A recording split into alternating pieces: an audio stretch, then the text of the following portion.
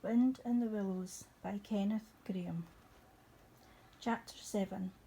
The Piper at the Gates of Dawn. The willow wren was twittering his thin little song, hidden himself in the dark selvage of the river bank.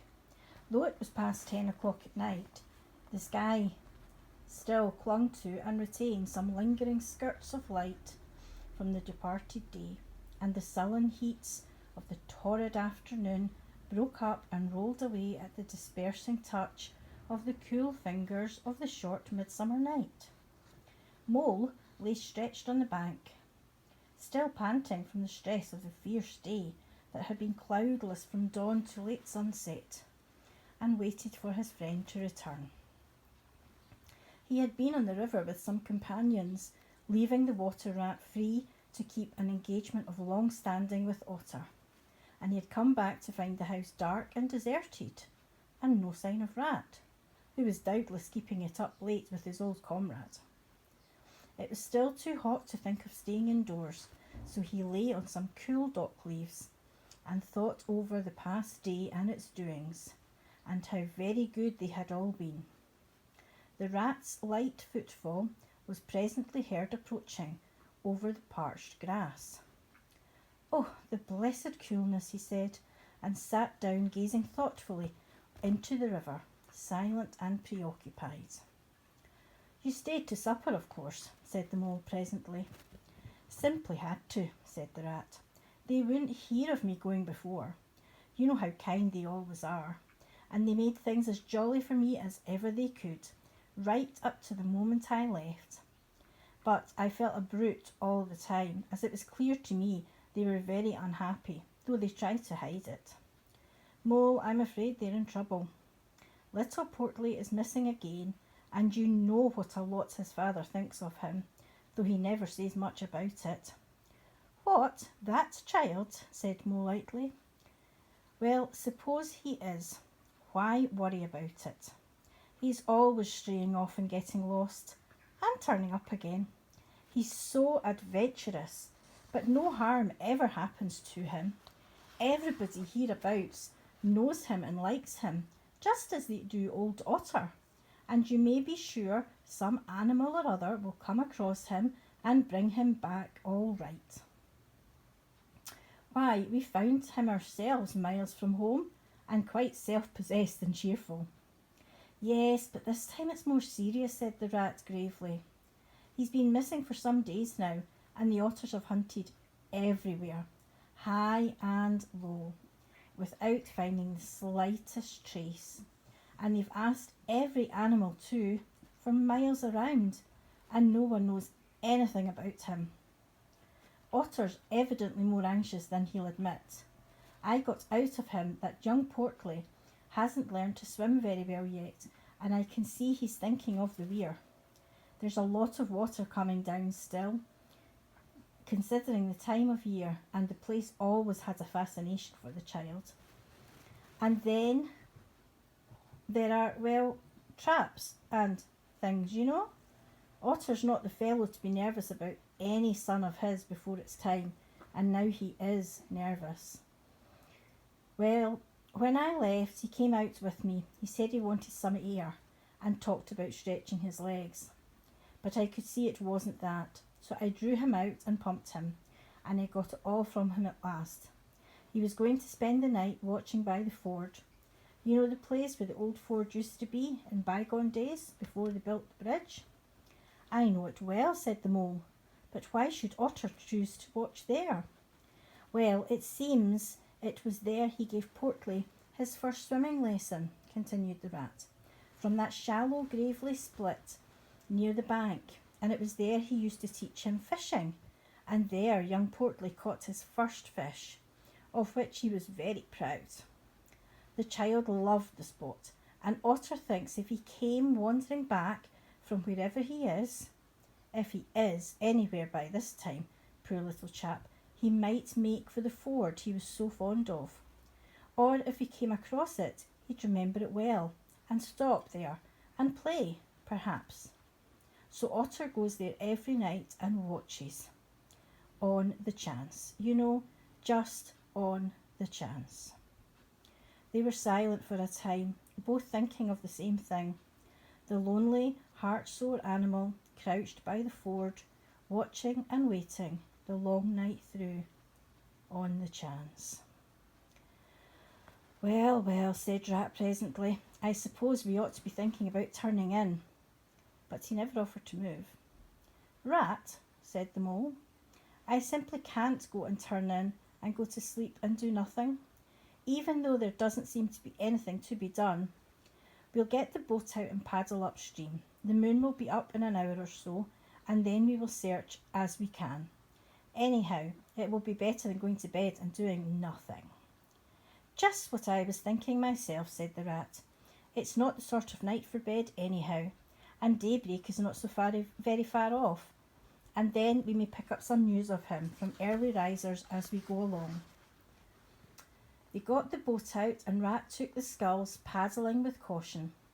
Out in midstream there was a clear, narrow track that faintly reflected the sky, but wherever shadows fell on the water from the bank, bush or tree, they were as solid to all appearance as the bank themselves, and the Mole had to steer with judgment accordingly. Dark and deserted as it was, the night was full of small noises, song and chatter, and rustling, telling of the busy little population who were up and about plying their trades and vocations through the night, till sunshine should fall on them at last and send them off to their well-earned repose. The water's own noises, too, were more apparent than by day. Its gurglings and cloops more unexpected and near at hand, and constantly they started at what seemed a sudden clear call from an actual articulate voice. The line of the horizon was clear and hard against the sky, and in one particular quarter it showed black against a silvery climbing phosphorescence that grew and grew. At last, over the rim of the waiting earth, the moon lifted with slow majesty, till it swung clear of the horizon and rode off, free of moorings, and once more they began to see surfaces. Meadows widespread and quiet gardens, and the river itself from bank to bank, all softly disclosed, all washed clean of mystery and terror, all radiant again as by day, but with a difference that was tremendous. Their old haunts greeted them again in other raiment, as if they had slipped away and put on this pure new apparel and come quietly back, smiling as they shyly waited to see if they would be recognised under it again.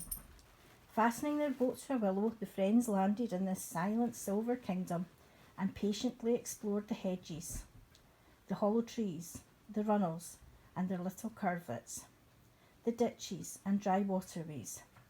Embarking again and crossing over, they worked their way upstream in this manner, while the moon, serene and detached in a cloudless sky, did what she could, though so far off, to help them in their quest, till her hour came and she sank earthwards reluctantly, and left them and their mystery once more held field and river. Then a change began slowly to declare itself. The horizon became clearer, field and tree came more into sight, and somehow with a different look. The mystery began to drop away from them. A bird pipped suddenly and was still, and a light breeze sprang up and set the reeds and bulrushes rustling. Rat, who was in the stern of the boat, while Mole scullied, sat up suddenly and listened with a passionate intentness.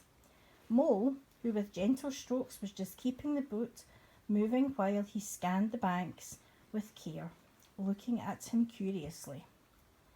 "It's gone," sighed the Rat, sinking back into his seat again.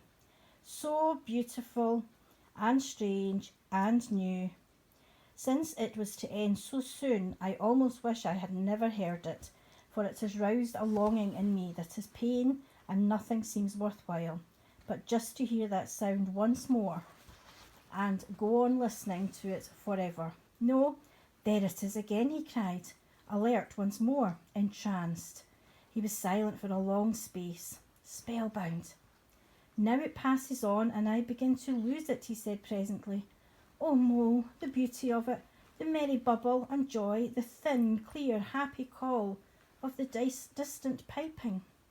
Such music I never dreamed of, and the call in it is stronger than the music is sweet. Row on, Mole, roll, for the music and the call must be for us. The Mole, greatly wondering, obeyed. I hear nothing myself, he said, but the wind playing on the reeds and the rushes and the oysters. The Rat never answered, if indeed he heard.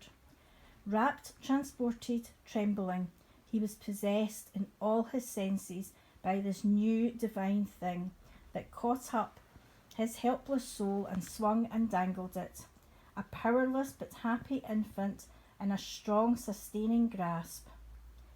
In silence Mole rode steadily, and soon they came to a point where the river divided. A long backwater branching off to one side, with slight movement of his head, Rat, who had long dropped the rubber lines, directed the rower to take the backwater. The creeping tide of light gained and gained, and now they could see the colour of the flowers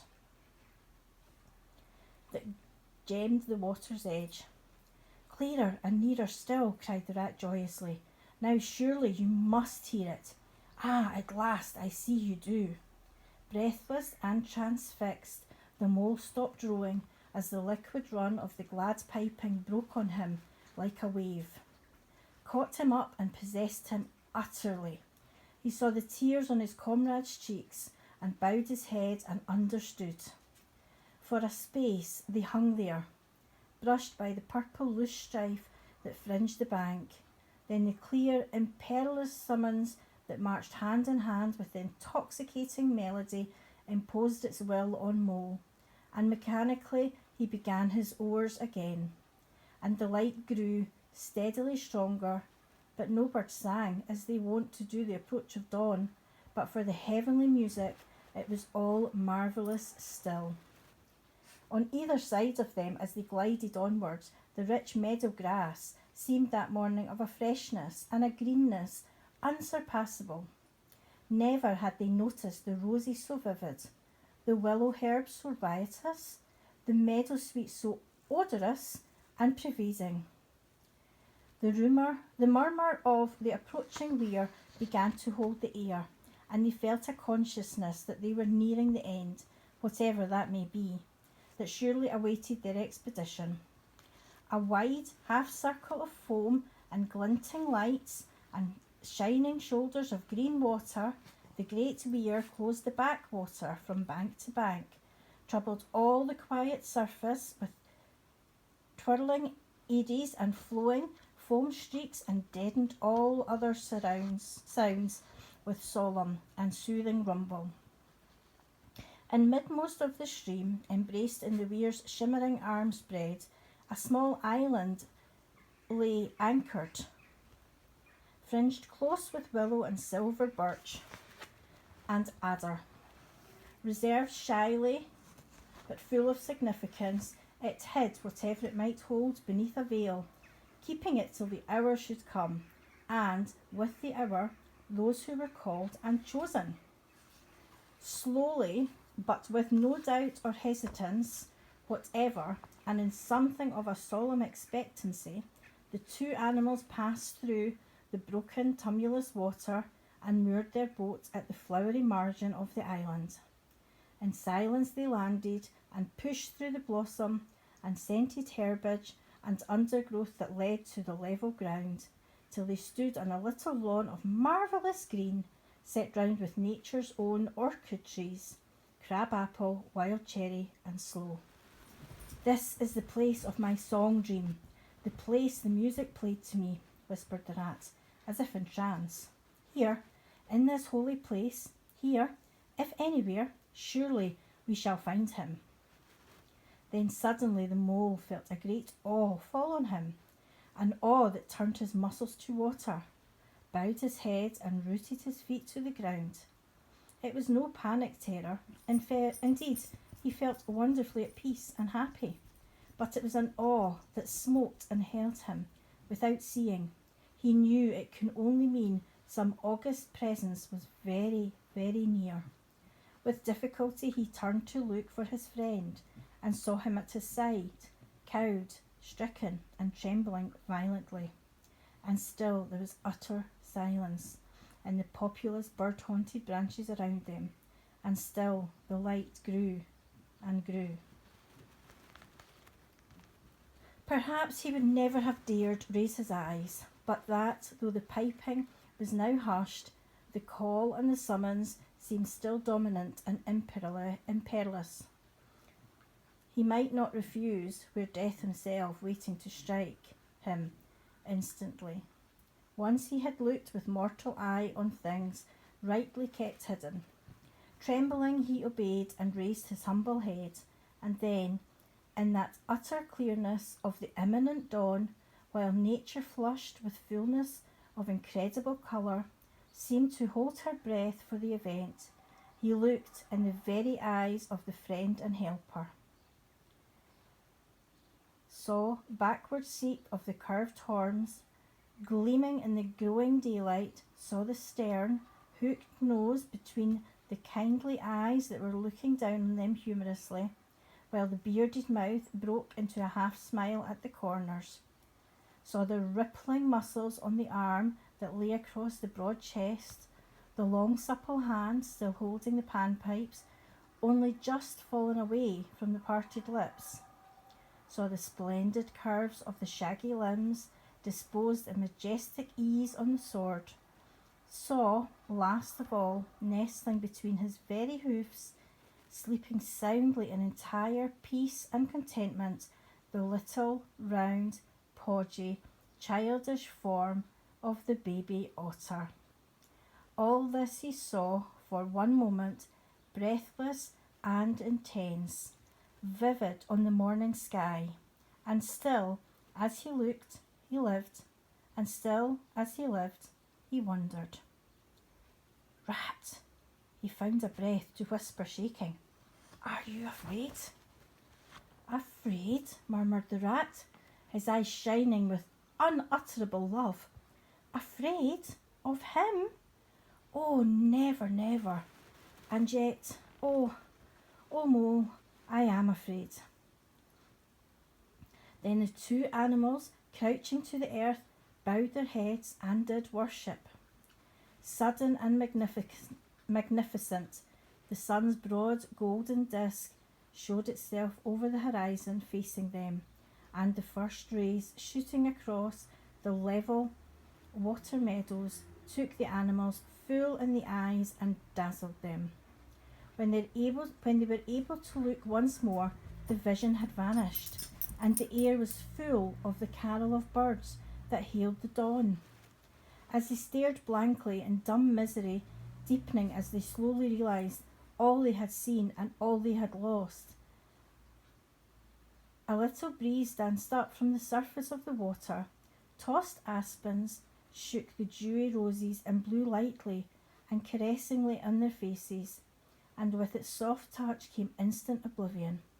For this is the last best gift that the kindly demigod is careful to bestow on those whom he has revealed himself in their gifts of forgetfulness, lest the awful remembrance should remain and grow, and overshadow mirth and pleasure, and the great haunting memory should spoil all the afterlives of the little animals helped out of difficulty, in order they should be happy and light-hearted as before.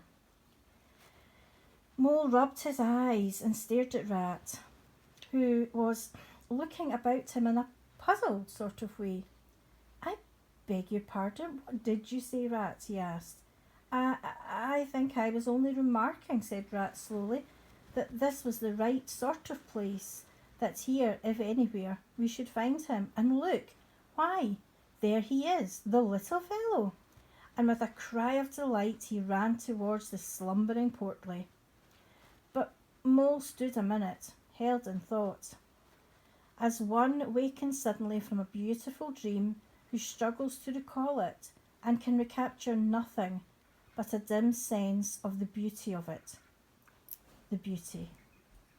Till that, too, fades away in its turn, and the dreamer bitterly accepts the hard, cold waking and all its penalties. So Mole, after struggling with his memory for a brief space, shook his head sadly and followed the rat. Portly woke up with a joyous squeak and wriggled with pleasure at the sight of his father's friends who had played with him so often in past days. In a moment, however, his face grew blank and he fell into hunting round a circle with pleading whine. As a child that has fallen happily asleep in his nurse's arms and wakes to find himself alone and laid in a strange place, and searches corners and cupboards and runs from room to room, despair growing silently in its heart, even so Portly searched the island and searched, dogged and unwearying, till at last the black moment came for giving it up and sitting down and crying bitterly.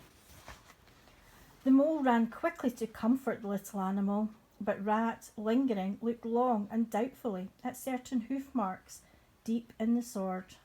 Some great animal has been here, he murmured slowly and thoughtfully, and stood musing, his mind strangely stirred. Come along, Rat, called the Mole. Think of poor Otter waiting up there by the ford.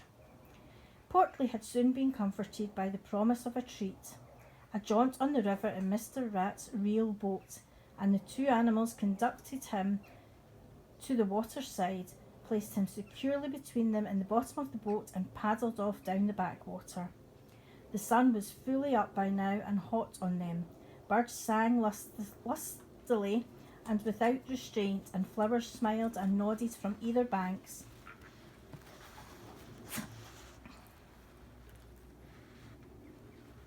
The main river reached again, they turned the boat's head upstream, towards the point where they knew their friend was keeping his lonely vigil.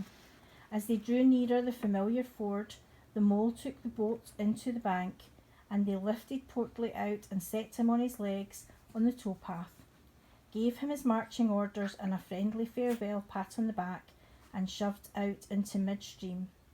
They watched the little animal as he waded along the path contentedly and with importance, watched him until they saw his muddle suddenly lift and his waddle break into a clumsy amble as he quickened his pace with shrill and whines and wriggles of recognition.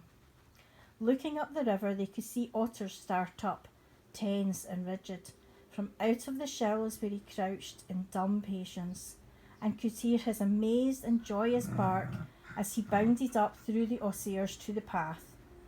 Then the Mole, with a strong pull on one oar, swung the boat round and let the full steam bear down them again, whither it would, their quest now happily ended. I feel strangely tired, Rat, said the Mole, leaning wearily over his oars as the boat drifted. It's being up all night, you'll say perhaps, but that's nothing. We do as much half the nights of the week at this time of year. No, I feel as though I have been through something very exciting and rather terrible, and it was just over, and yet nothing particular has happened. Or something very surprising and splendid and beautiful, murmured the Rat, leaning back and closing his eyes. I feel just as you do, Mole, simply dead tired, though not body tired. It's lucky we've got the stream with us to take us home. Isn't it jolly to feel the sun again, soaking into one's bones, and hark to the winds playing in the reeds? It's like music, far away music, said the Mole, nodding drowsily. So I was thinking, murmured the Rat, dreamfully and languid. Dance music, the lilting sort that runs on without a stop, but with words in it too. It passes into words and out of them again. I catch them at intervals. Then it's dance music once more, then nothing but the reeds, soft, thin whispering. You hear better than I, said the Mole sadly. I cannot catch the words. Let me try and give you them, said Rat softly, his eyes still closed. Now it's turning into words again, faint but clear. Lest the awe should dwell and turn your frolic to fret, you shall look on my power at helping hour, but then you shall forget. Now the reeds take it up. Forget, forget, they sigh, and it dies away in a rustle and a whisper. Then the voice returns. Lest limbs be reddened and rent, I spring the trap that is set. As I lose the snares, you may glimpse me there, for surely you shall forget. Row nearer, Mole, Mole, nearer to the reeds. It's hard to catch and grows each minute fainter. Helper and healer I cheer, small waifs in the woodland wet. Strays I find in it, wounds I bind in it, bidding them all forget. Nearer, Mole, nearer. No, it's no good. The song has died away into the reed top. But what do the words mean? Asked the wondering Mole. That I do not know, said the rat simply. I passed them on to you as they reached me. Ah, now they return again, and this time full and clear. This time, at last, it is the real, unmistakable thing. Simple, passionate, perfect. Well, let's have it, said the Mole, after he had waited patiently for a few minutes, half dozing in the hot sun. But no answer came. He looked and understood the silence, with a smile of much happiness on his face and something of a listening look still lingering. Their weary rat was fast asleep. The end of chapter 7. Thank you for listening.